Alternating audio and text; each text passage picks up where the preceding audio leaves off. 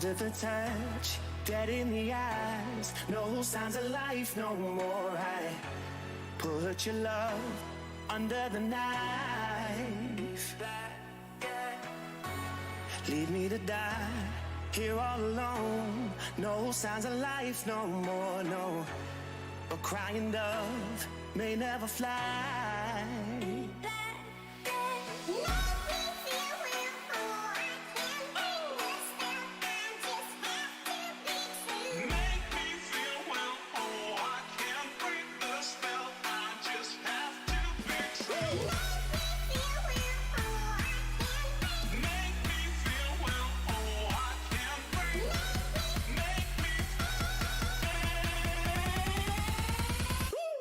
Black and white.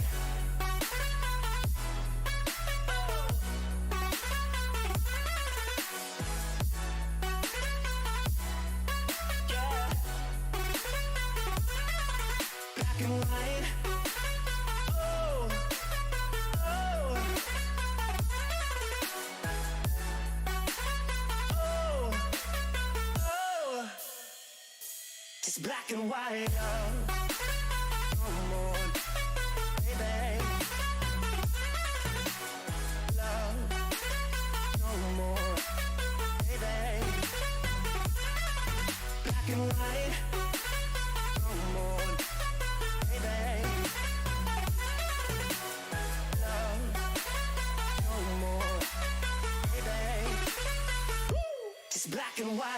Just let me go, it's only right. For all I know, it's only matter. It's calico, it's black and white. White, white, white. Just let me go, it's only right. For all I know, it's only matter. It's calico, it's black and white. White, white, white.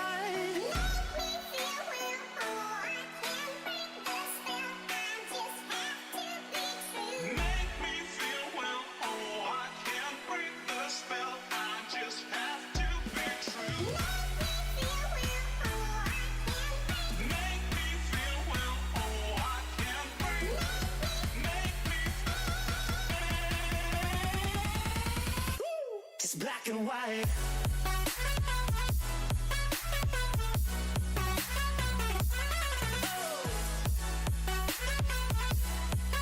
Yeah. Black and white. Oh, oh, oh, oh. Just black and white.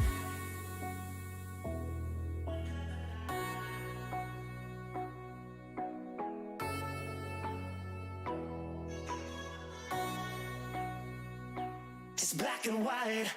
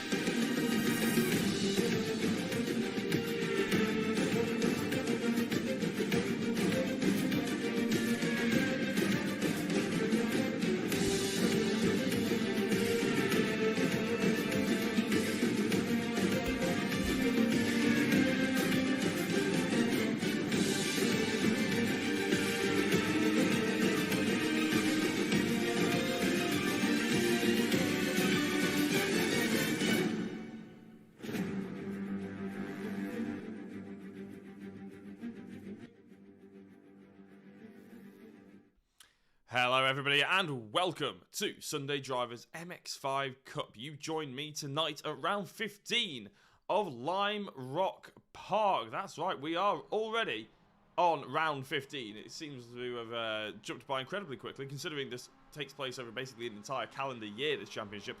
We do seem to have raced through it really rather quickly. My name is Jack Oliphant. Alongside me, hopefully, very soon, will be Jack Werrell. I believe he's just motoring it back to his house so he can jump on and join me for this wondrous occasion. We are at Lime Rock Park, apparently with the chicanes as well, which adds a little bit of extra spice, a little bit extra opportunity to be able to overtake as well on some of the drivers, and that might play into some of the drivers' advantages, especially the likes of Michael Elliott. We'll be talking all about the championship protagonists, all about what we can expect to see here at Lime Rock, the complicated calculations that are going to be involved, as well as some of the returning faces and people to look out for. I can tell you that we got about just over 20 car full grid as well, with really strong drivers throughout, including some new drivers I'm very excited to have a look at. So, without further ado, let's have a look at the championship order, shall we? But before we do that, we have to look at last time out. Michael Elliott took the race victory. Full 30 points going the way of Michael Elliott. Sander Ware came home in second place and took fastest lap, which is very important. That means he took 29 points. Now, this is the slightly more important bit. Kalle Kavisto came home in third, but got that pole position. Yeah, that means he gained 27 points. 26 for third, plus a pole position point as well, meaning that he gains 27 points. Michael Elliott, 3 more than Kalle. In fourth place, Amanullah Bacchus with 24 points. Mackenzie Mann came home in fifth. Wilhelm Van Rassel in sixth place, with Martin Smith in seventh. Peter Reed in eighth. Jason Guerrera in ninth, with Bart Verkerk in 10th. And Rene Zagala rounding out the top 11. Then you can see the other sort of 10 drivers on the right-hand side of your screen as well, starting with Kalle Rantana, who was a new driver last week, all the way down to Scotty Angelo as well. So really nice to see a lot of new drivers coming in and taking part in the round 14, trying to maybe get warmed up and have a little bit of a taster and see if they like it and they want to join in next year, because of course sign-ups are available, which is what you saw in the advert just before. How's that lining things up in the championship? Well, you can see on your screen, this is inclusive of drop points. So I'm not going to try and do any majorly complicated calculations. We are going to go with what's in front of us. Kalle Kvisto, 220 points, currently championship leader, and has the potential to be champion today as well. Michael Elliott in second place with 203 points. Sander Borst in third, 192 points, a little bit further behind. Sander, I don't think realistically can become champion.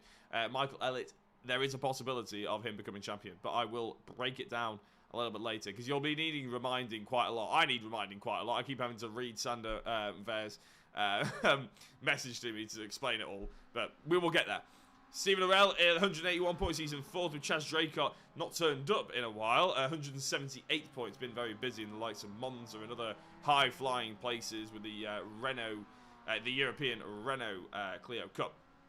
He is here, however, tonight. Sander Weir in sixth, Joseph Kivny in seventh, Jordanin Svetanov, in eighth, with Xavi Lopez in ninth, and Pedro Malamon Cladera in top 10 position as well. And you can see all the rest of the drivers there cascading all the way down to 49th place. That's how popular the Sunday drivers can get, and if you want to get in on the action, you best sign up sooner rather than later. So that is the standard championship, the drivers championship, you could say. Let's have a look at what the team championships is standing up like. SRL, otherwise known as Simulation Racing League, which is Michael Elliott and Kalle Kvisto. They have leapfrogged iRacing Netherlands, who have drivers have been chopping and changing, coming in and out all the time, but they have 353, Simulation Racing League 361, so they are pulling strong. And I have to say, in practice, looks like Simulation Racing League are also pulling strong today. Simtech Racing Silver in third, with Spirit 14 Racing in fourth, Hispania Racing in fifth, equal with, though, Fast Cars Go Bang. Then you can see it down to 7th to 10th is 2G Parts and Equipment Racing, Simtech Racing, Dairy is Scary Racing, and Svetanov Racing, one of the few privateers that we've got throughout the entirety of the series. We do have a few privateers here tonight with us, but that's because they're pretty much all starting from afresh and they're brand new to the series. There you can see the other drivers, Zancho Simsport down to Apex Racing in 17th place as well. So plenty of people out there. Now we do have a fun little stat to throw at you. They've provided, if anybody follows the Sunday Drivers on Facebook, you'll have seen this one probably, but I like to bring it up on the streams as well. The all-time points scored. And the reason why this is interesting, we haven't shown this before, is because Kalle Kvisto has now moved into that pole position for the all-time points scored in Sunday Drivers Club. I believe this is for all the seasons that have gone before, which I believe this is the fourth season. I think it's the fourth season we have broadcasted, so I think this is the fourth season overall. Kalle Kvisto 514 points. Sander Weir with 506, Louis Correa with 495. Unfortunately, we don't see Louis very often anymore. Michael Elliott, the SRL teammate of Kalle Kvisto and championship protagonist as well, 404 points. Roberto Garcia, Ion Svetanov, Xavi Lopez, Pedro Malamon Cladera, Andrew Lovesey and Sander Borst all on that list as well. So drivers to be keeping an eye on throughout, whenever you're tuning into Sunday Drivers, basically. They are the protagonists, you could argue, of the entirety of Sunday Drivers, MX-5s. So, let's have a look at what's been cracking here in practice. We are about to go into qualifying, but that doesn't mean we can't show you some of the little taster of what's to come, shall we say. Well, Kalle Kvisto coming out of the pits, or maybe going into the pits, actually. I think going into the pits. Yeah, he is. In pole position. Now, let's have a look at his best time, because crucially, that's going to be the important bit. And you want to know what to look out for. What's a good time in qualifying as well? Well, a 105 looks like a pretty decent, solid start if you're in qualifying. Kalle Kvisto with a 105.022. Michael Elliott goes so far 2/10 down. Now, just before we go into qualifying, again, I will remind you all of this, don't you worry. We are going to have a champion potentially crowned tonight, and we even have the national anthem. Kalle Kvisto, all he needs to do is basically about around the top 5, essentially. If you can do that, then he's pretty much golden. Michael Elliott, the only way Michael Elliott can make Kalle Kvisto not win, so the only way Kalle Kvisto might not win, is probably the better way of saying it, tonight, is if Michael Elliott can score 28 points or more, and has an 8-point deficit to Kalle Kvisto from tonight. So, to put that in perspective, but very simply, if Michael Elliott wins, he gets 30 points, so more than 28. If he comes second, then he gets 28 points. So first or second is good enough for Michael Elliott. but only if Calais Cavisto, I believe, comes 6th or lower.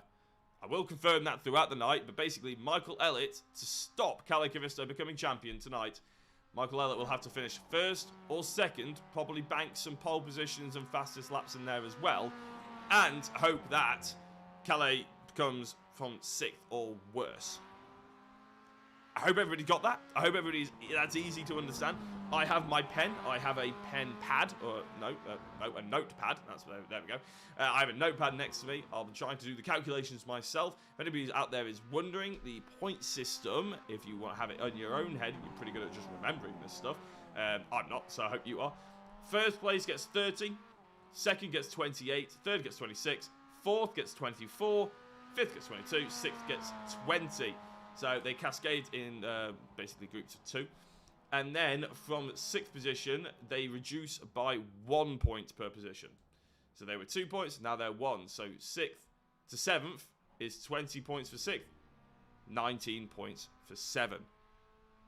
And then 8th is 18 points, 9th is 17 points, 10th is 16. And that goes all the way down into 25th position. So there's basically everybody's going to score points tonight. It's just Michael Elliott really needs to win and hope that Calais Cavisto doesn't have a good round.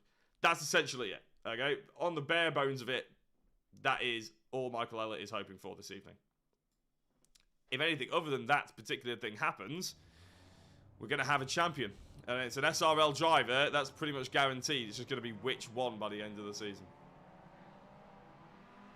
I know that was a bit confusing. I know that was a bit information overload, shall we say. Throwing things at you, throwing stats at you, and situations that haven't occurred yet. And don't worry, I'll try and keep it flowing. I'll try and keep it up to date as we go through. We have about a 20-minute race coming up. If anybody has watched the Sunday Drivers, you'll know exactly what we're talking about. At the end of this qualifying, we will see a 20-minute race, 20-ish minutes race anyway, and at the end of it, we'll have a very simple, clear answer as to where the points are going. There's no multiple races, there's no reverse grid. Just qualifying sorts the grid out, and then we go.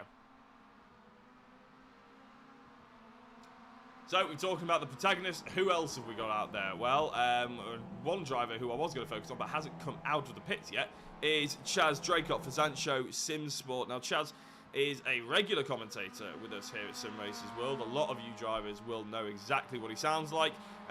You'll probably know exactly how he drives by now as well, because he has been really enjoying this year when he has been able to get on the Sunday Drivers grid. But yeah, Chaz out here, he was one of the championship protagonists, really strong results. But the problem is, he's just missed too many rounds, and that's what happens when you become a successful commentator. You know, you get pulled away to dank tracks like Monza and the Red Bull Ring, the Paul Ricard. I'm not envious at all. Stephen Orell as well, Darius Scary, top of the times, but obviously we're looking for 105s, 106s, so a 114 is not really going to stand him in too good a stead, but that's just obviously basically an outlap. Lime Rock Park with the chicanes is a very short track. Well, without the chicanes, it's a very short track as well. It's basically the same. So you basically need to warm the car up for maybe 2 laps. Get your pace in from there. These drivers may be able to put some times in, then get in, change the tyres, and get back out. I can never get that achieved, but these guys might be able to. Kalle Rantanen, one of the new drivers from last time, not technically part of any team as a privateer. They're obviously joining in quite late, just again testing the water, seeing if they want to join in next week. Attel Chave as well. Attel, you're not going to miss him with that car, are you? Chave is really trying to pull in a strong lap here. You can tell him he's not doing a great job of it. I was going to say he's giving himself a gap. He's certainly got a gap now, but you want to hope that he gets out of the way, which he has done by the looks of it. So it looks a little bit like he's playing on a controller there, almost, the way the car was sort of keeps dipping left and right. But anyway, Attel Chave here tonight as well. We're starting to get some representative times. Mackenzie Mann, one of those drivers who's done such a thing. Kalle Cavisto as well. He's put 2 purple times in for Sector 2 and Sector 3. And it's a long run down to the finish line, to be fair as well. It's not right at the start. The start-finish line is the same place, unlike a lot of tracks, i.e. Donington, where the start line and the finish line are in 2 separate locations. But Kalle Cavisto comes in with a 105.812, crucially. It's about half a tenth quicker than Mackenzie Mann. Patrick Alders and iRacing Netherlands in third place at the moment, but we're having a lot of drivers who haven't really taken part at all so far. One of which I was about to say is Michael Elliott, but Michael has corrected my statement and put it onto pole position with a 105.4. Again, we're looking for times probably 3 or 4 tenths down on what a lot of the drivers are doing now, basically. So you'll probably be looking at the 105.4 and below as being around the top 5 positions. Anything in the 105 is probably going to be good enough for maybe top 12. And the 106s, low 106s, will be pretty strong contenders as well in the top 15. Calais has put in some purple sectors. He's not enjoying seeing his teammate on pole position at the moment. I'm sure he'll want to reconcile that and try and take that point for pole position. Sander Ware last time was the thorn in the side of the 2 SRL drivers, really, as Calais goes into second place and removes the thorn with almost immediate effect. Sander Ware with a purple sector 4, not good enough in that one just yet, as there we go, there is the answer. Can they come in and get a tire change and get back out? Yes, indeed they can. Michael Elliott pits. I'm sure Calais and Sander probably will as well. Just looking here is Chaz Draycott's first flying lap, and he won't thank me for jumping to see him as he gets a wheel on the grass. He's getting a little bit tardier than that one. Chaz is receiving well, and Darius Scary goes into 4th position. Joseph Keaveney in 10th as well. Good move by him. Wilhelm Van Rassel. Strong driver, the iRacing Netherlands driver. He's going to hope to maybe get into the sort of top 5. He was one of the really strong newcoming contenders last time out. Stefan Oldering. Again, another iRacing Netherlands driver. Not sure if it's updated on my overlay systems, but we'll have to probably check that as we go into the race. Victor Oliveira. Purple Sector 1. Hello, Victor. Fast Cars Go Bang has decided to turn up in the pineapple. It'll taste very sweet if he can maybe nail a pole position or even a top 3 away from 3 drivers that really dominated last week. Because, of course, normally there is a 3-week gap between these rounds. But, again, I did apologise last week, but I'll apologise again. Oh, there's contact. No.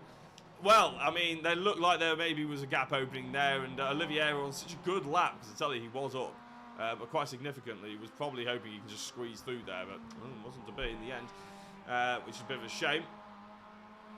But yes, unfortunately, we had to cancel a couple of weeks ago a broadcast. We had to move it to last weekend, which means we're almost back-to-back. We are as back-to-back as Sunday Drivers ever goes, which is quite odd. And then we have a fair few weeks break until the final round of the season. I'll be able to give you the dates a little bit later on, as soon as maybe everything's calmed down just a touch, because as we're looking at the drivers, we obviously want to make sure that we're not going to miss out on any of the action. Now, as I said, Jack Werrell will hopefully be joining me in time for the race. He did send a message and saying he's getting home as quickly as legally allowed, which we hope is safely allowed as well. Chaz Draycott into 7th place then with the first flying lap that he achieves. It's not going to be enough time, I don't think. Well, it flat out won't be enough time to get in and change tyres, so he's just going to do this on the one set. So we're going to keep an eye on Chaz. The reason why is not just because he is a commentator here on Sim Racers World, but it's also because he is a very fast driver.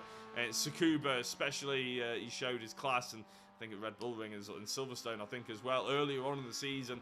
So he's a real, dark horse driver when it comes to the championship. You look at the championship and think maybe, you would wonder where he gets the pace from when he actually turns up, but he's a quick driver by the looks of it at the moment. Sander Ware with the purple Sector 1, the Spirit 14 machine in the train of Spirit 14 cars. Getting a good tow here, and that 105.4 is not beaten, unfortunately. As I said, it was a purple Sector 1, but the rest of it was poor as Chaz goes green Sector 1, green Sector 2, green Sector 3. What Sector 4 got in store? Chaz Drake got into 2nd place. Calais Cavisto has got a 105.2. I think I missed that, actually. Apologies if I missed that. Chaz Draycott goes in with a 105.3 ahead of Michael Elliott with a 105.4. So Chaz with a slightly slower Sector 1. Maybe he's thinking that's all he's got in the tyres. Calais thinking that's good enough for pole position. No one's going to beat that because he's in the pit lane. Although I think he's just about coming out. So maybe he's gone for a very late lunge. Maybe he's seen Chaz's time and thought, ooh, I can't really sit here now comfortably. There was a 3/10 gap. Chaz, as he smashes the curbs left and right, he's not going quicker on this lap, which is a bit of a shame. Patrick Alders, top 10 position for them at the moment. Joseph Keaveney, though, pips him with a 106 dead, about as dead as you can get a lap time there. David Geddes goes into 7th place ahead of Mackenzie Mann. A few of the other drivers. There's not many green times, green sectors coming flying about at the moment. They've got a minute left. I think they're allowed to finish the lap time they're on, as one of the drivers is just parked stationary. That was one of the other races. We've got Leon Vorters. He's been in the server, but he's not set a lap time. Atel Chave setting his first lap time, maybe. I think he's on his out lap. He's not going to get across the line in time, as Alders just slows the car up behind. Who is the Simtech Racing Machine? Is that number 45? The number 45 Simtech Racing Machine, and maybe we'll find out as he comes across the line. It's Joseph Keaveney, that one was. Did come across the line in 10th place, however. No improvement. Maybe got held up. A couple of attempts down in Sector 4, so that probably was him being held up then. Calais is out there as a lap time is about to tip down to 10 minutes gone, and that is the checkered flag, of course. None of the drivers really pushing on strong. Yordney Svetanov with 1 green Sector 2. The rest of it slightly off, though. He's going to come across the line. He's 9th. 105.8 is his best, and it looks like he has improved. 105.8 there. So Svetanov going into 7th. Michael Elliott has gone green in Sector 2. Kalle Kavisto hasn't gone green in any of the sectors and actually finishes without an improvement. So Kalle with about 0.2 of a second off his best practice time. Michael Elliott, realistically, is Sector 2, although it's green for him, it's only as quick as Calais, so I don't think he's pulling that much back from him. And he's not quicker through any of the rest of the lap. Having said that, Sector 4 isn't finished. There we go, comes across the line. And he's slower by 0.3 of a second. Scott Angelo only put 1 lap in and didn't set a lap time. So 3 drivers that didn't set a lap time: Atel Chave, Leon Vorters, and Scott Angelo. David Geddes is the only driver out there currently lapping. Yeah, Jacob in the YouTube chat, I echo that. I didn't expect pitting in a 10-minute qualifying around Lime Rock, I'll be honest. But yeah, at the end of the day, it's sometimes it can really work out like that. Sometimes it can really play to the advantage as well. I mean, if you're good enough at just getting out there, getting the lap time done, then you never know. You could really pull yourself some really strong positions, because, of course, the tyres are at their peak early on. So, let's take you through the grid. Kalle Kavisto on pole position. Remember that an entire point goes to Kalle there. And crucially, he's gotten the thorn in the side, his teammate, in 3rd place, whereas Chaz Dracos in 2nd. Sander Ware in 4th. Top 5 is Stephen Orell. Xavier Lopez in 6th, with Yordney Svetanov 7th. David Geddes in 8th. Mackenzie Mann in 9th, and 10th is Joseph Keaveney. Amanullah Bacchus in 11th, with 12th being Patrick Alders. 13th down sees Oldering, Van Rassel, Puttenstein, Daleman, Rantanen, Rodriguez, Oliveira, and Smith rounding out the top 20, with Zagala 21st, Angelo 22nd, as Chave in 23rd, and Vorters in 24th place. And we're pretty much ready to get going, so let's get going. I mean, Yordney Svetanov and Leon Vorters are the 2 drivers we are currently waiting for, but look at this, right at the front of the field, 2 SRL drivers. Not quite nose to tail, but who knows by the time they get to turn 1. It's not a massively long drive to turn 1. It's not like the Mexican Grand Prix, but I'm certainly hoping this is going to be more exciting. Kalle Kavisto on pole then. What can he do? Can he take a championship here today? We'll find out in 26 laps. Michael Elliott not messing around, getting up ahead, and a little bit dicey there with Chaz Dracos, making sure he knows exactly who's going to go on the inside as they enter T1. Chaz trying to carry momentum around the outside. That's not to try and get Michael Elliott back. That's to try and hold off the Spirit 14 owner of Sander Ver. But at the moment, Chaz slipping down into 4th place. Not a good start for him. It has been a good start for Michael Elliott. He needs to get back over to the racing line there, though, because Calicavisto is going to pull away if he is too tight. And Sander Ver is not reading the script here for any of these drivers. Properly thawed in the side of Michael Elliott and Chaz Draycott. As Elliott goes a little bit deep, that's going to ruin and compromise his run up the hill just a touch. Calicavisto didn't look like he did a particularly good job up there either, though.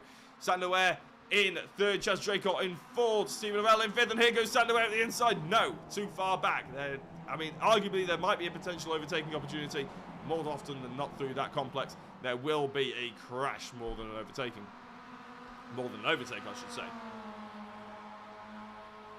So, Sander Ver, let's have a quick look at what it looks like on board. In fact, no, we won't, because he's gone so far to the inside, we can't actually see where Michael Elliott is. Not the best camera angle there for the broadcasters to use.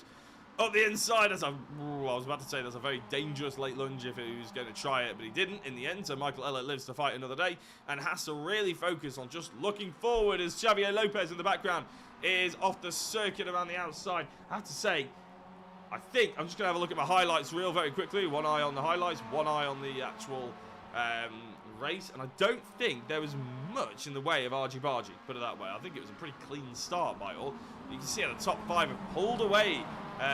Especially I think Javier Lopez going off probably was a little bit of a reason for why there's such a big gap in between Stephen Arell and David Geddes. Stephen Arell obviously pulling with these drivers, doing a really good job so far. Scott Angelo, I think, has had a bit of an off. Yeah, Scott Angelo, our first crash of the day, and which is obviously something we never like to see, but we will take a look at it regardless, because I know you at home would quite like to see it. Michael Elliott then, very pleased, I'm guessing, in the presence of the Zancho Simsport driver. He probably wasn't, as they lined up on the grid a lap and a half ago.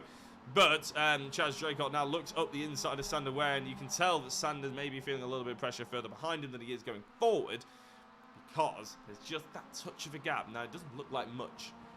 But trust me, when you got a driver who's so focused on looking forward, as Michael Elliott will be, just a tenth of a second, that little break, it's about 3.5 tenths of the gap between Michael Elliott and Sander Ver. Now, that will be enough for him to just think about looking forward, trying to get some speed and momentum up. Lime Rock Park is not a massive slipstreamy style of track. There is a little bit of an advantage on the home straight, but there's not masses. This is a battle, though. Henrico Puttenstein, Spirit 14 Racing, getting overtaken by Wilhelm Van Rassel in the iRacing Netherlands machine. Wilhelm pulling away nicely. It does say iRacing Netherlands at the bottom left, thank goodness, because I did try and change that. Javier Lopez has rejoined the track, by the way, in 18th position. So Javier actually overtaking Rene Zagala, by the looks of it, is a little bit, overtaking and having contact with, unfortunately, 2 different things. And, well, they did both of them, though. That wasn't Javier's fault, to be fair, in my not-so-professional opinion. No, I think, yeah, he went for the apex. I think he was very far enough ahead to probably warrant going for that apex as well. So flitting back further forward, Calicavisto at the moment, right now, ladies and gentlemen, is a champion. But there's still time to go as Sander Ver goes a little bit loose.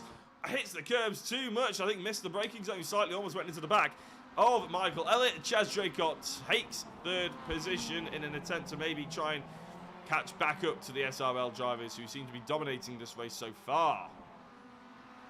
Oh, there was a spin for Sander Ver as they came. I was looking at the timing tower, but Sander Ver is going to have to move out of the way. Keep an eye on the brakes as the rest of the drivers come over the hill. It's a really, your guess is going to mind is where to go, and that's not what it needed. I was about to say reversing. Probably is the best course of action, and there's more contact. Drivers really need to be careful now. This is not what we like to see as, oh, that's good. Sander Ver goes back to the pits. Sven Dalemans was involved in that crash as well. There is Sven Dalemans' car. It collects one of the Spirit 14. That's number 33, but they still cascade into them. That was Atal Chavez who made contact, unfortunately, with Sven Dalemans, and that is Chavez's car looking the wrong way, the 75 machine. And I think 33 in Spirit 14 was one of the drivers that clipped him, so Henrico Puttenstein involved in that incident. And that's really a big shame because we were lining up for a really nice little battle there, all up and down the circuit. But Alvaro Rodriguez Porter, I don't know if that was involved, that little lack of wing mirror. I don't know if that was involved in any of the incidents, but there's certainly a dent in the rear end of Alvaro's car, and maybe that could be something to do with it. So we saw how Sven Dalemans was involved, we saw how Atel Chave got mixed up, but what on earth happened in the first place to Sander Ware? Well, let's have a look. It's a difficult one. I think Stephen Arell just came into the back of him, to be honest. Let's really slow that down, go on to the... Well, I was a bit late to it, I'll be honest, but I think... Oh, I mean, we're on... Right, what we're going to do is we're going to go on the gearbox, this view on Sander Ware's car, so you should see Stephen Arell. So yeah, the closing speed that Arell showed, that was definitely contact. Hits him under the bridge. Not a bit of a shame that we didn't really get a better view of it live and everything like that, but... yeah, that is Alvaro Rodriguez, which for some reason is quite difficult to say quickly, in the pit lane there. So that's really unfortunate there. This is the closest battle really we've got, and I think there's a sprinkling of back markers. Sander Ware is the Spirit 14 driver that's actually in amongst this battle between Patrick Alders and Wilhelm Van Rassel. So the two iRacing Netherlands driver at the moment separated by back marking at Sander Ware. But just like potentially we saw in Mexico, without giving too much away, I was trying to do this without giving any spoilers away. What we saw in Mexico is a back marker is allowed to overtake if they are significantly quicker, but only if they're not going to interrupt the drivers around them once they go past. And as the Spirit 14 driver goes wide and lets Wilhelm Van Rassel through, I think we can start to see maybe what Sander Ware's thinking here is he just needs to get out of the way and maybe accept that this one's going to go down as a bad night.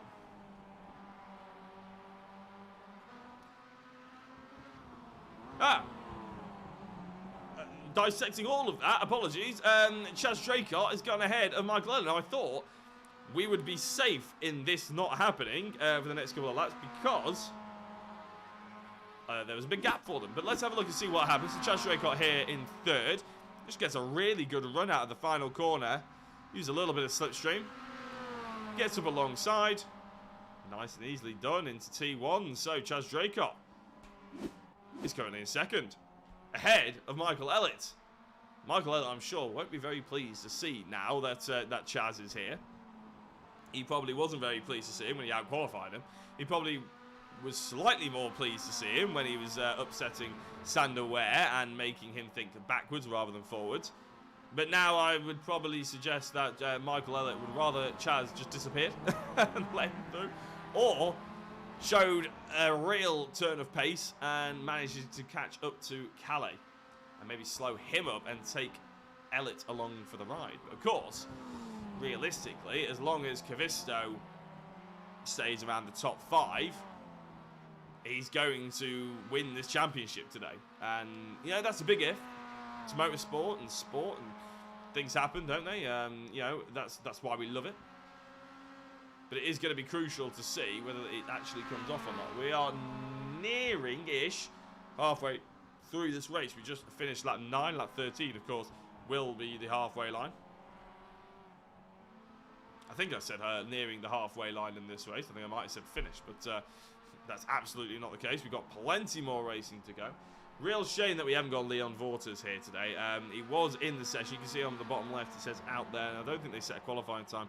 So although they may have been in the practice, in the server just before, unfortunately didn't make it out here for the race. Jacob is very much supporting Chaz in the YouTube chat. And if you do want to join in with the YouTube chat, well then you are more than welcome to. Give me someone to talk to. It looks like... looks like I might be a bit lonely for the evening.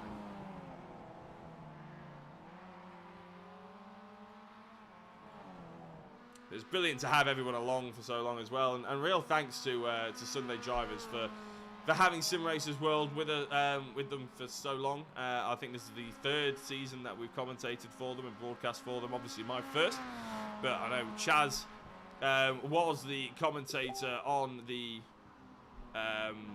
Sunday Drivers for a long time. I know that Jack has done it for a couple of seasons as well, and I have to say we've loved all of it. You know, here at SRW we love our Sunday Drivers. They're one of our sort of key and main sort of relationship, customer relationship style of deals, we think of them very highly. So we hope that it can continue as long as possible. Joseph Keaveney and Henrico Buttenstein, which is a name I could never get tired of saying. Wilhelm Van Rassel gets past Alders. That's a fight for iRacing Netherlands pride in the top 10 battle there. Keaveney goes through.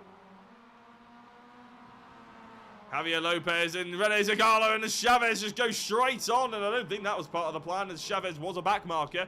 Misses the corner completely, and then Rene Zagallo actually has to avoid a spinning car, which I think is Martin Smit. Before we have a look at that, though, we have to see what Iordanin Svetanov's got under his back bonnet. And I think it's Mackenzie Mann under the back bonnet. As Mackenzie goes up the inside, a little early on the brakes there, but it does have the inside line, so that is obviously more important. And if you take a tight line, you have to brake earlier. It's just the laws of physics.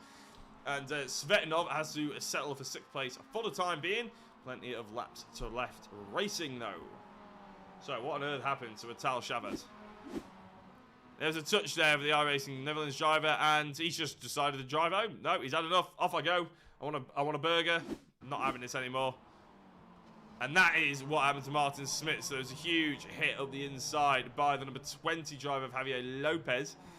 And I don't know. I think Javier Lopez, to be fair, was on the lead lap, and Martin Smit may not have been. Quote me on that, but I think that is how that one works. So if that is the case, then you can really only understand why the Spirit 14 driver Javier Lopez was trying to get past rather quickly on Martin Smit, who is 2 laps down, I believe, on Lopez. Probably not helped by the fact that he obviously just span round, but still. So Mackenzie Mann leading Svetanov now, and it has to be said, probably pulling a gap slightly as well. We have really seen the drivers spread out somewhat. If we just take a quick look at the intervals, anything that's orange means that the racing is very close. So Michael Elliott and Chaz Draycott, don't worry, I have been keeping an eye on that for this time. You can see the difference between Svetanov and Mackenzie Mann, as Mackenzie Mann actually struggles to get out of the corner, and Chavez just ahead of him, maybe holding him up just a touch.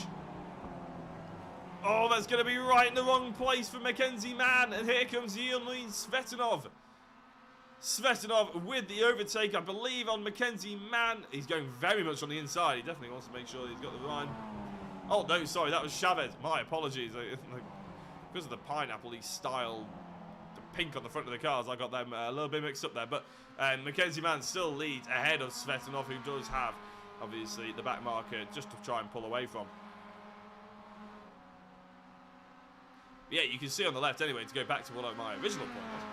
Anything that's yellow or orange means they're very close. If it's orange, it's below half a second gap. If it's yellow, it's within half a second to a second. And anything white is a second or above. So you can see that really the drivers have spaced themselves out quite significantly now. There are only a small handful of sort of spaces around the track where things are really getting a bit dicey. One of them is the one you're seeing right in front of you. The other one is Chaz Draycott and Michael Elliott for 2nd place. Now, that keeps sort of ebbing and flowing, but only as much as this one really does for Mackenzie Mann. He only needs Svetanov. About 5 seconds the gap between... Whoa! Where is Svetanov? He's off the circuit with Chavez. Why on earth is he there? Let's have a look. So Svetanov, quite clearly ahead of Chavez, who gets it all wrong. I'm not... Wow, it goes airport. I'm not entirely sure what Chavez was anticipating was going to happen here. Okay, so I'll try and explain it the best I can. So he's going along here. He's got a little bit of a wiggle. I don't know if he's trying to correct himself. He's got damage. I'm not entirely sure why he's moving the car around that much. Once you hit the brakes, though, and the car is unsettled like that, it spits him almost around and into the corner. You don't slow down anywhere near as efficiently as you should do. The grip is gone. Everything's gone, and you're just a passenger now. So I'm not sure why Chavez was weaving, pretty much, before he got into the braking zone. But that will have been what upset the car, and that'll be also what has unfortunately ruined one of our closest battles on the circuit. Tel Chavez, I believe, has had a crash as well. So is this just registering a little extra spin as a crash? I believe it is. That time I can understand why his car might be behaving a bit badly. It's because it's pretty much in half. But he comes out just ahead of this battle between Chaz Draycott and Michael Elliott. Oh no, there's a spinner there as well in the iRacing Netherlands machine. And who was that? I'm not entirely sure. Is that René Tagala? I don't think that was René Tagala, was it? Just trying to get rid of this dashboard on the bottom right. There we go. So Chaz is now well ahead of Michael Elliott, who is in the pit lane. Oh, and it's the number 66. Number 60 of René Tagala. It was Tagala in the end. I'll tell you what, let's just have a very quick look at that one. Oh, no, let's see it from Zagala's perspective. That's not Zagala. So he just touches the outside grass. To be fair to Zagala, I think what he was trying to do was let Chaz and Elliott through. But just touch the grass, and it's never easy on the outside of that corner. But I can tell you one thing. This man won't mind one bit. And that's because it is essentially impossible now for Kalle Kavisto not to be champion. Before I finish that sentence, I did just have to fact check myself in my head a little bit. But I think because the only way that Mackenzie Mann was going to upset Kavisto in this race was if Elliott won or came second and Kavisto came outside the top 6, basically. That's unlikely to happen, mainly due to the fact that Elliott is in the pit lane and will be actually lapped by Kalle Kavisto, as well as half the rest of the field. And really, right now, who's going to deny Kalle a race victory? 6.2 seconds ahead of Chaz Draycott at the moment, who did do well to avoid the spinning Zagala, but now can just chill in second place. So we may well have the Finnish national anthem blaring on your screens at the end of this race, and hopefully we'll have a chat to the driver as well. Oh, the Mew is coming. Oh, I missed the Mew. You haven't been joining in with the Sunday Drivers Mew. You've been. I'm hoping that the NASCAR's been enjoyable. I do miss the NASCAR a little bit, but unfortunately I couldn't take it. I've had to use Monday as a bit of me time and all that sort of thing. Oh, Amanolo Bacchus is in the pit lane. Why is Amanolo Bacchus coming into the pit lane? At the moment, he is there. Now, he went off track. But he keeps lagging, so we can't really see why. But then Martin Smith has a crash.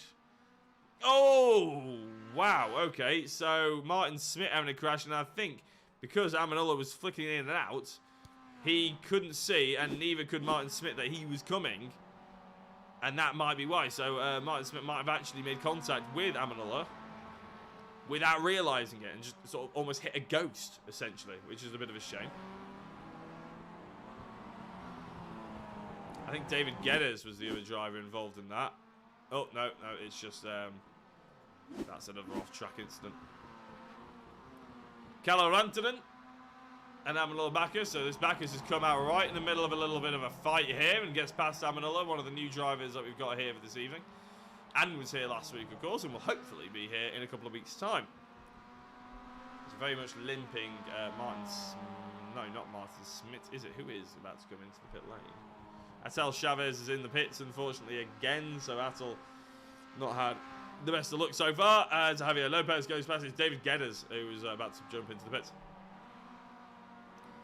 Patrick Alders then ahead of Joseph Keaveney, but behind his teammate Wilhelm Van Rassel, who's really shown that he's got a lot of pace in him as well. Again, basically. 28th of November will be the final round of the Sunday Drivers in about 3 weeks' time. So plenty of time for these drivers to get a bit of practice in. When they do double back-to-back style headers, it is a little bit difficult to find the time to put into practice. That's why the Sunday Drivers do enjoy having a bigger gap in between, because there's basically guaranteed that you will get some practice in at some point. We realise that, you know, not everyone has loads of time to practice. Some people love it. Some people do spend pretty much every night on the sim. It's not for everyone. And realistically, we're late on a Sunday, probably because there's no work. Family commitments have done and dusted. Maybe they put the kids to bed. Dinner's been done. Dishes are washed. And, you know, all that sort of thing. And maybe it's their way of unwinding before they sort of set themselves up for the working week ahead. Who knows? Could be all of those drivers in essence.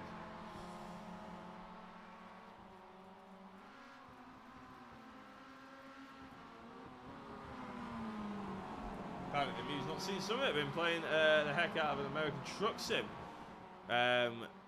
with our favourite Danish commentator. Oh, fair play. I hope you've enjoyed it, Mew. Hopefully, you can tune into some more Sunday Drivers Club or even some more Sim Racers work. About 6 laps to go on this one then, and the closest battle that we got out there on circuit is this one between Joseph Keaveney and Patrick Alders. Just trying to see if there's anybody out there putting in some quick times as well. Realistically, Calais is absolutely flying. Michael Ellett on the last lap, the only other driver to go into the 1 minute 5s, and only just as well, 1 minute 5.99 on the last lap. Fastest laps overall because, of course, there is a point for fastest lap. Not really that it matters anymore. If it stays like this, of course. I think it's going to... Take a guess. Did someone say Calicavisto? You'd be wrong. Let's go to Michael Ellett. So Michael Ellett taking that point back from obviously what Calais did in taking pole. So that is equaling themselves out. But unfortunately, as I mentioned before, Ellett is on the lead lap, but is in 12th. Here he is. And quite a long way back. And if you want to know how far back, well, it actually says a lap, but I think that's only because he hasn't quite come across the start-finish line. I don't think he's physically been lapped by Calais. I could be wrong, actually. No, I am wrong. No. Yep, of course, the stats are right and I'm wrong. Absolutely not shocking in the slightest. Michael Ellett is, in fact, a full lap down. He's a leading lapped driver, but he is a lapped driver. So that is the reason why we're discussing about the end of the championship race, potentially. Obviously not the end of the overall championship, and one more race to be resumed. And, of course, the important thing for that race will probably be the team championships. So if anybody wondering out there in the team championships, Calais Cavisto and Michael Ellett are teammates, SRL drivers. I haven't just been flitting between the same driver constantly this race. So they're both rivals when it comes to the Drivers' Championship, but equally they like to score points as best they can, so there is a little bit more respect when they sort of go for racing moves. As of course there is respect between everyone on the grid. But they are trying to score as many points as possible for the Team Championships, and they have finally overtaken iRacing Netherlands, who of course had the Borst brothers for a long time, scoring a lot of points for them. Obviously they've been changes in the team setup for iRacing Netherlands, and they've had a few drivers jump in who are new and who want to get involved but maybe haven't raced in the Sunday Drivers before, and sort of got a bit mixed up maybe with a few incidents, and that's why they haven't performed as well, but hopefully they'll be back.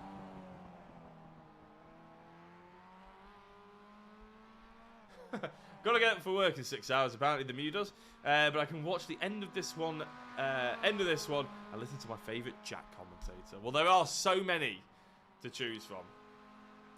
There is at least 2. One of them's not here tonight, so thank you very much for choosing me as your favourite Jack commentator, as I am the only one who is here this evening.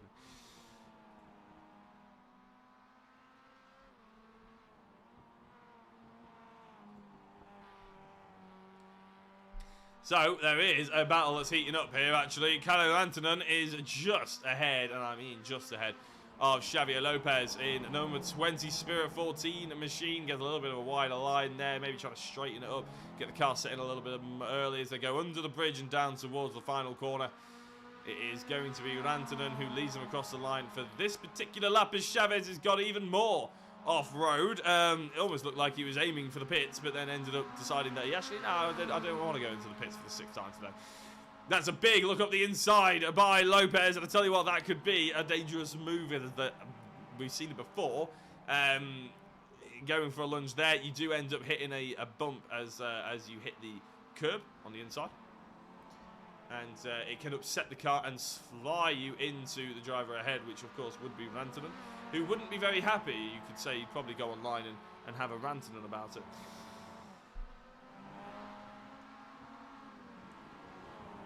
David Geddes keeps jumping up and down the timing tab, but I think that's only a little bit of a timing glitch potentially. So Sander Ware and Stefan Aldering are actually nicely close as well. 16th and 17th position, about 0.8 of a second between the two of them. Chavez looking up the inside, I thought, and again, I thought he was going to get the braking wrong there. Actually, he did do quite well, to be honest, but obviously, from what we've seen previously, you do get a little touch worried when Chavez is maybe upsetting the car, and a little bit of a weave. He needs to keep in mind that he's very much a back marker in this one. So not to get too busy with these drivers. That's a good move by Javi Lopez on Kalle Rantanen, who couldn't hold on any longer through turn 1. Probably the best overtaking opportunity on the entire track as Chavez is trying to unlap himself on Rantanen now. Overtakes him, so Rantanen losing track position quite heavily. More importantly, also losing out on the position from Lopez as Chavez heads into the wall yet again. Rantanen gets overtaken by what I believe is Kalle Kavisto. That's a lapping of for Rantanen by Kalle.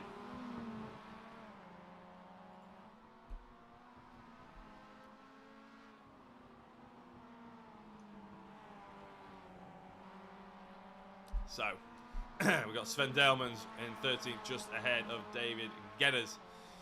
We're on a penultimate lap. Can you believe it? Penultimate lap already, and we're going to have a champion. I'm very excited. I'm mainly excited because I want to play the Finnish national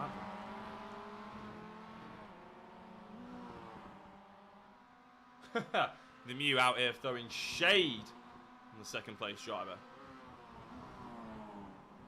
Enrico Buttenstein and Amanul Bacchus have reignited somewhat a little battle that they had going on before.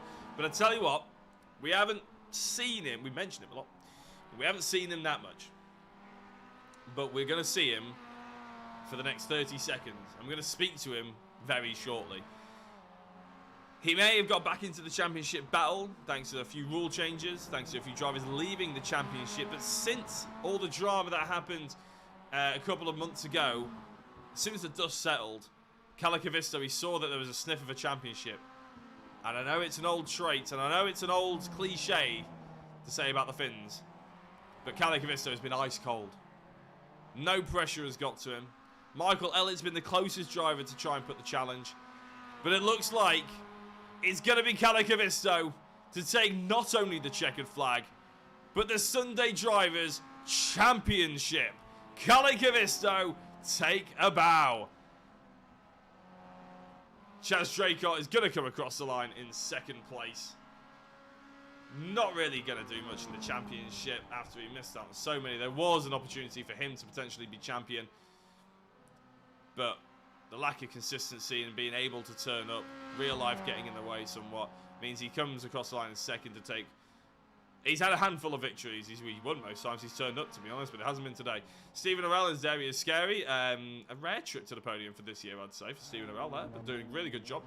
Mackenzie Mann comes across the line in fourth as well, and running out the top 5 will be a very happy iRacing Netherlands machine in Wilhelm Van Rassel, which I believe is only his second outing in the Sunday Drivers Club. Enrico Buttenstein just behind Amanul Bacchus here. I think this is going to be how they pretty much come across and finish up this penultimate round of the championship. There we go. Bacchus does finish ahead of Buttenstein. And I believe that's all she wrote. That is the race done and dusted right there, ladies and gentlemen. And crucially, although we have got one round left, the Drivers' Championship is done and dusted. So, what I'm going to do is I'm going to read you out the full race results. Then, if you know the words, if there are words, I'm not sure, can't remember what the Finnish national anthem sounds like, then you can have a sing-along to the Finnish national anthem, and then hopefully we will speak to our champion.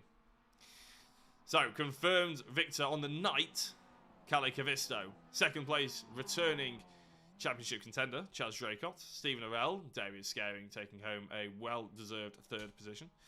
Fourth was Mackenzie Mann, Wilhelm Van Rassel in fifth, Patrick Alders in sixth. Seventh is Joseph Keaveney and Manolo Bacchus came home in eighth in the end, with Henrico Puttenstein in ninth. Javier Lopez was in 10th, and the last driver not to be lapped by Kalle. Speaking of Kalle, 11th place, Kalle Rantanen. In 12th place, Michael Ellett. I'm sure will probably be very disappointed with the way the night is done. It's exactly the opposite of what he needed. But unfortunately, he'll probably still settle for second place in the championship, although he won't exactly be too pleased about it. Sven Dalemans was in 13th, David Geddes was in 14th, Victor Oliveira was in 15th, 16th Sander Ware, 17th is Stefan Aldering, and 18th was Alvaro Rodriguez Porter.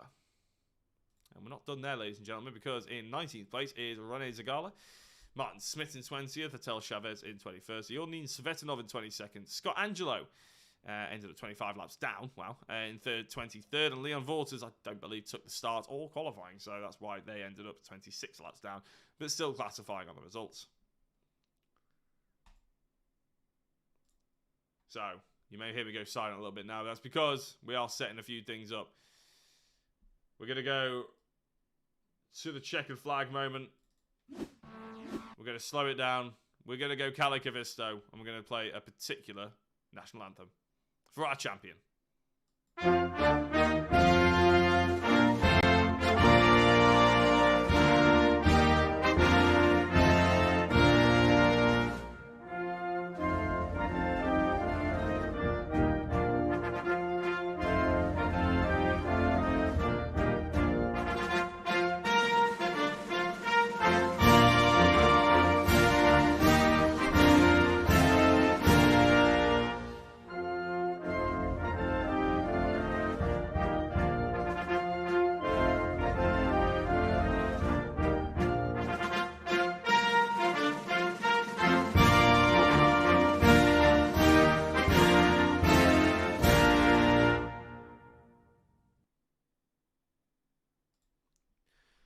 What a beautiful tune. Now, I was hoping that Kalle would be in already, because I was told he would come in straight away for a chat, but unfortunately he hasn't. So what I'm going to do is I'm going to bring in our second place man, Chaz Draycott. Now, we just played the Finnish national anthem, Chaz, and we all know that you're not Finnish and not won the championship, but we're going to chat to you anyway, because Kalle hasn't turned up yet. But that, I mean, an enjoyable race for you. It was an eventful race, especially at the start.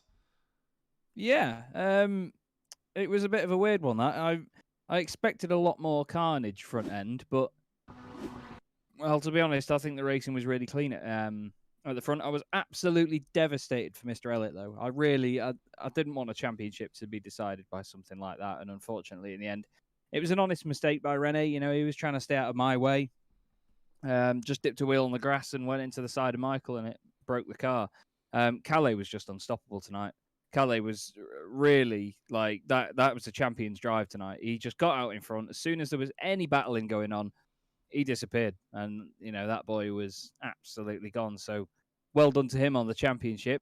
I'm hoping, I'm not quite sure how close I was to Michael in the Drivers' Championship, but I'm hoping I could potentially still get second at the end of this. Now you're asking. I'll tell you what, I'll ask you another question and then get back to you, because I can have a very quick look at it, of course. Off the start line, we've just seen it then. It made me think, I should ask about that. A little bit of rustiness, maybe, because you were obviously qualified very well in second place, and then off the line, it wasn't quite what you were hoping for, was it, I imagine? No. You've been away, for a long time in terms of... not making it to the Sunday drivers. Is a little bit of rustiness maybe settling in? Yeah, I'd say so. To be honest, I think that it's mainly down to the fact that these cars are hard to get off the line now. Really, really hard to get off the line, because they are sequential gearboxes, and you can't just do what you used to do, where you just slam it into first and it goes. you have to have the clutch in to get it into first gear while it's not moving, and then let it up and then go. And I think I made the whole process last a bit longer than it should have. My reactions weren't great, and yeah, it was a combination of a few things in the end. But yeah, I made up for it eventually. But yeah, I was a bit annoyed at myself for that start. And to be fair, I shouldn't have come over on the right, and I came into the side of Michael Elliott. I really shouldn't have done that. Well, I mean, out of everything that happens, Michael Elliott in that race, I'm sure that probably was the least of his worries now, isn't it? Really, but yeah, very much so. A bit of a shame. I can tell you that going into this round, you were in fifth with 178 points. Michael had 203. So, I mean, Stephen Arell, he was in fourth place, just ahead of you by only about 3 points. But obviously, he finished pretty well as well in third place. So it's going to be very close between you guys. And but I think you'll probably comfortably, get past Sander Borst, because obviously he's not here anymore. He's in third in the championship still, which shows how much points he had actually when he left. But yeah, so there's every opportunity that you could still get into a podium position. Are you going to be hoping to be around on the 28th, or do you know if you got any work booked in? Yeah, I should be about. Yeah, I should be here for that one. Thoroughly looking forward to it, to be fair, because every time we've been to Silverstone since I joined the championship, I've won. So yeah, in fact, I remember an emotional interview I think with about after Bernie obviously left us. So yeah, you did quite well then. You could probably hope to channel that again. Yeah, fingers crossed. I mean, I first raced in this championship at the end of 2020 and won the first race that I did at Alton Park, and that was the last round of the season. So hopefully I can end 2021 the way I ended 2020 with these guys. Yeah, fingers crossed for you. And I'm going to let you go because we do have a champion now in the interview waiting room go and have a chat to. But is there anything you'd like to give a shout out to, Chaz, before we do let you go and enjoy the podium? There's a lot of them. You for doing this on your own, mate. Fair play to you. Fair play indeed. I know the circumstances weren't great tonight, but GG, and I really appreciate your commitment with it, and everyone on Sim Racers World TV does. Congrats to Calais on his championship. Absolutely awesome this season. He's been so persistent, so fast. And he always posts a video after the races of his sort of like recap or his view on it in the WhatsApp group for Sunday drivers. And his look on the races are so neutral. You know, he keeps his cool all the time. He really is a Finnish Iceman. He does a really good job of those. So everything Calais done this year has been fantastic, and I take my hat off to him with congratulations. And always the guys at Zanshow as well for the support that they give me, and all of our sponsors as well, Silverstone Composites, Simply Race, my partners, Vertex Esports, Immortal, and also Abruzzi Racewear, who I'm hopefully going to have some kit off soon, which some people will see on my social media. And everyone that supports me for what I do, my commentary and so on. It's been an amazing year, and I can't wait to finish it next week. Absolutely awesome. No, big shout outs, and thank you very much for my shout out as well. That's very nice no to hear, Chaz. We're going to let you go. I assume you obviously know how to leave the broadcast booth yourself. But I'll fall out. Yeah, exactly. I'll line up the Finnish national anthem to speak to our champion. Well done, Chaz. Nice one. Cheers, Jack. See you soon. And that was Chaz Raycott, second place in the race. But of course, now I can line this up again because this time we will not fail with the timings. We're going to have Kalle Koivisto coming in. So let's bring him in with the national anthem.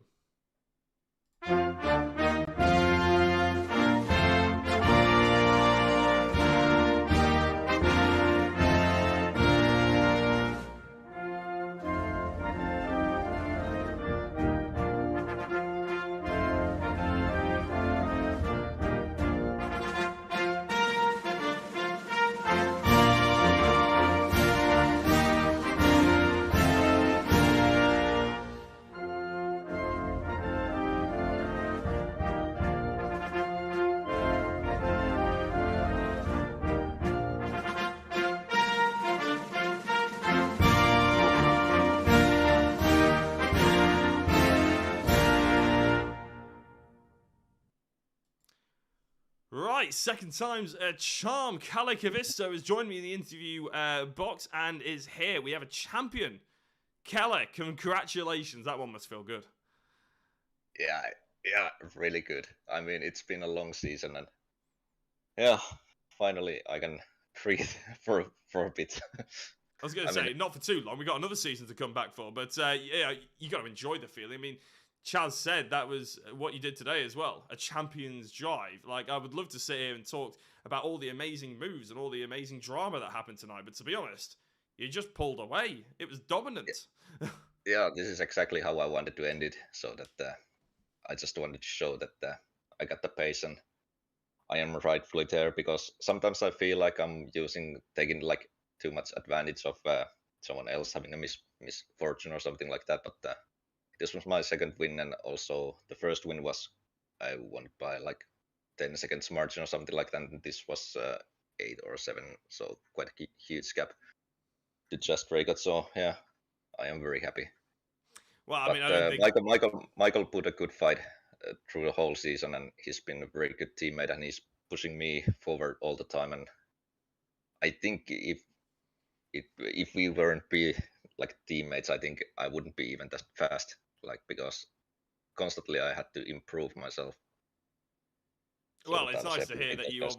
It's nice to hear that you're Yeah. obviously working so closely with Michael. Even though, I mean, I know you're a teammate, so it sort of half sounds like a given that he's a teammate. But the fact that you were rivals out there on track, there must be a good sort of racing respect there, and you can see that on circuit, can't you? I mean, you give each other really good sort of racing room whenever you come close to each other, which I know you didn't do maybe tonight, but over the course of the season. He's definitely one of the drivers that you sort of enjoy racing with by the looks of it, just by the body language of the car and the way you guys enter into the corners side by side. Yeah, absolutely. I don't know what it is, but I think we think the same way. So even if we are not communicating like during the race, I'm pretty much sure what he's going to do if he's in front of me or if he's behind me. So I can just trust that man like 100%. Well, that's very important. You need to be able to trust the drivers around you, haven't you? Don't you as well? So, obviously, you've wrapped up a title now. I feel like I should be giving you a trophy or a medal, but obviously that would be pretty difficult considering we're in different countries. But realistically, obviously, we've got the final round in a couple of weeks' time. I'm going to guess that you're going to turn up, you and Michael Elliott, no longer rivals on track. You're going to be teammates through and through to try and secure that team championship as well. Yeah, exactly. I think the team championship has been maybe even better. I mean, even bigger thing for me, at least in the early season, because my early season wasn't that strong. So I thought that I don't have even chance for the title. But so I was mainly focusing on team points, and I think it was somewhere in the middle of a season where I even gave my position back to Michael, and I started to regret that during Yeah, the I was late going to season. say, I do actually remember that, I think, because we were questioning it on the stream, thinking, what on earth is he doing? But no, I mean, you spoke something that I found quite interesting then. Was there a mentality shift about halfway through the season for you then? Because obviously you said early days you were focusing very much on SRL and wanting to do well for them. But obviously there was a lot of drama. A lot of people sort of left the championship and everything like that, which opened the door and the ability to maybe you had a sniff again, along with a whole host of other drivers. Was that a mentality shift then for you? You're thinking, oh well, if there is a chance of me going, I'm just going to go and sort of look out for me now. I'm going to try and push forward, because since then you have been pretty unstoppable. Yeah, I think everything changed. Was it round 6, Charlotte, where I took my first victory, and they were both of the Porsche brothers, Dan Mold, Louis Correa, I think Louis was there, and just Draco, Michael Elliott, Sander were all those fast guys were there, and I won them by 10 seconds. So I think around that time I started to think that maybe I have a raw pace that I can take the title if everything goes well, because this is kind of like a league. You never know what's going to happen, so it's not all about the pace, and I think I've been quite consistent also. So Oh, you've been extremely consistent, I would say. Is there anybody you'd like to give a shout out to, Callie? Because as much as I love talking to you, you're going to have to enjoy having this championship at some point. So before I let you go and enjoy it, and I'm sure the WhatsApp group will be sending you through messages of congratulations and everything like that, you'll need to reply and to all that sort of thing. Is there anybody you'd like to give a shout out to before we let you go? well, yeah, first of all I want to thank you, my teammates. We've been a very good and strong team, and we'll see what happens next year. I'm not quite sure if we are going to representing SRL. I don't know if we are teammates next year, but we'll see. And then I want to also thank Sandovare having this great league, and of course every drivers in this series. So, and you guys as well. It's always nice to watch these streams back and all the kinds of words you are giving me. So very Well, that's absolutely appreciate fine it. from our perspective. We enjoy seeing them, seeing the scenes that you're putting out there. Calicavisto, congratulations on the championship. It's lovely to see a Finnish driver do well today for once, without giving too much away. No spoilers of F1, obviously. But it's been a delight, and hopefully we'll see you in a couple of weeks where SRL can really bring the fight and take that championship in the team as well. Exactly. Brilliant. Thank you, Cali. Yes, thank you. Bye-bye. That was Calicavisto, our champion. Now, I am going to jump very quickly to what is probably a slightly more disgruntled member of the SRL family, and that is going to be Michael Elliott as well. He's come in bravely for the interview. I'm sure it won't be the interview he was hoping for, but he is with me now. And Michael, you pushed him all the way through the season as best you could, but tonight just didn't go to plan. Yeah, thanks, Jack. Yeah, look, it was a little bit of a disappointing way to end it off, but yeah, look, racing can be cruel. But I was just saying to Chaz earlier that I think that the best man definitely won tonight. Even if that incident didn't happen, I don't think there would have been much I could have done. Calais was just on top form tonight, and truly a worthy champion. Well, it's nice to hear such kind words about obviously a teammate, but obviously another competitor as well when it comes down to it, especially when you're talking about the Drivers' Championship. So, yeah, I mean, obviously you said Calais was quick tonight and everything like that, but you really did push hard, and you must have enjoyed, if you just take this race as its own thing and not worry about the championship and everything like that, the battles you had with Sander Ware and Chaz, that must have been quite enjoyable to actually be in amongst of, to have such an amount of drivers that are so closely matched on pace. It's good fun, though, isn't it, to turn up and race with these guys? Yeah, definitely. And it was great to have Chaz back with us again. He definitely picked up where he had left off. Yeah, so no, it was awesome. Me and him were having quite a nice little battle. I actually got a slowdown on I think it was the third or fourth lap, coming out of the second chicane. Is that what happened to you? Because we were wondering. I didn't see why. We just saw that Chaz had driven past you on the start finish. Yeah. Correct. Unfortunately, but yeah, no, it was a nice little battle while it lasted. But yeah, just super happy for Calais, and also just happy I could get some points for the team's championship, which is obviously now going to be the main priority going into the last round. So yeah, hopefully me and Calais can keep up the good form on that as well. So obviously, like, last question, you mentioned the team championship then as well. You guys can put I'm sure you didn't have any differences aside, but you can put the rivalries aside slightly, can't you? And you're going to be focusing hard to try and work together next week, slipstreaming each other in qualifying, team orders and everything like that, just to try and secure that SRL team championships. Definitely. Yeah, no, we'll definitely do everything we can to make sure it's an optimal result for us, and hopefully we can hopefully Calais can add another trophy to his cabinet as well. Well, hopefully you add one to yours as well, because you do feel like you deserve it this year, Michael. Well done.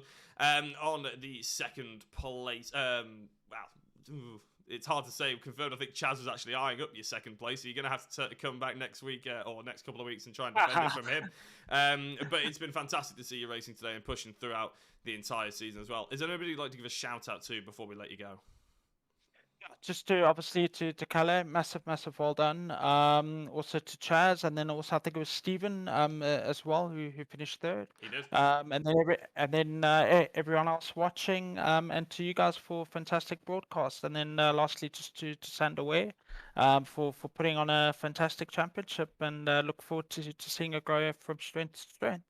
Yeah, brilliant. Well, thank you very much, Michael. It's been an absolute pleasure talking with you. And you never know, we might talk to you next week as well as Team Championships. We'll bring you both in to have a chat with you in the interview box. Not next week, well, 28th of November. Congratulations, Michael, and we'll speak to you in a bit. Oh, fantastic. Thanks, Jack. Chat soon. And that was Michael Elliott, the other driver in the SRL garage. Unfortunately, obviously, not quite as buoyant as his teammates at the moment, but both have their sights firmly set on the 28th for SRL to bring in the team championship. So looking forward to seeing how that goes.